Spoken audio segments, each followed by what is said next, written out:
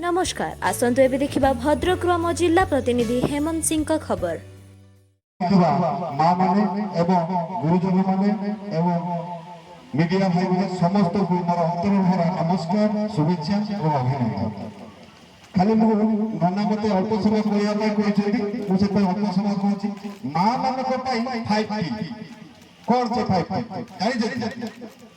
जानि जति से 5T ता कोन जे 5 टका रे तमे आहार खाइबो माँ को भाई के मु कहूछि 5 टका रे आहार 5 टका रे लक्ष्मी बस रे जुआड़े जाउछ जो 5 टका रे माने 5 लाख टका तमे ग्रुप उठाउछ बिना सुदरे 5 टका अर्थ 5 लाख कि 5000 5000 रे ममता योजना पाउछ एगुई जो 5T ता माँ मानक पई जो दिया जाई माननीय मुख्यमंत्री करछथि सेठी माँ मानक अधिक इम्पोर्टेंट दिया जो स्वास्थ्य बीमा रे आपन माने 5 लाख रु अधिक यदि गोटे पुरुष लोकर 5 लाख हुए गोटे महिलार 5 लाख रु अधिक माने 10 लाख पर्यंत तुम सहायता पाई परिबो जो माननीय मुख्यमंत्री माँ मानक पई एते करूछथि गाँव बिटीपुर बीजेडी रो जन सचेतनता सभा।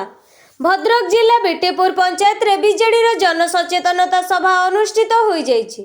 जिला बीजेडी उपसभापति प्रशांत दास सभा को पौरोहित करथिले।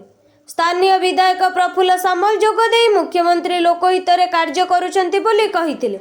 एहार सुविधा नेबा सह तांकु षष्ठ थर मुख्यमंत्री करबाकू निवेदन करथिले। सभा रे जिला परिषद अध्यक्ष प्रफुल्ल जेना, ब्लॉक अध्यक्ष मनोरंजन घड़ई, उपाध्यक्ष प्रगतिबाला स्वाई, ब्लॉक बीजेडी सभापति लक्ष्मीकांत महांती, जिला परिषद सभ्य रुनीता दास, बिटीपुर सरपंच सुभद्रा सिंह, ज्योतिर्मयी पंडा, अशोक पाणिग्राही प्रमुख उपस्थित थिले। एही अवसर रे अग्रणी महिला और गणमाध्यम प्रतिनिधि माननकु संबर्धना दिया जायतिला। प्रारंभ रे सांस्कृतिक कार्यक्रम परिवेषण सह सरकारक उन्नयनमूलक कार्य को प्रदर्शित करा जायतिला। युव नेता सपन सिंह का तत्वावधान रे कार्यक्रम परिचालन करा जायतिला। आम चैनल आपको पसंद आसुले दयाकोरी चैनल को लाइक और सब्सक्राइब करंतु एवं नोटिफिकेशन पाई बेल आइकन को दबाई दियंतु।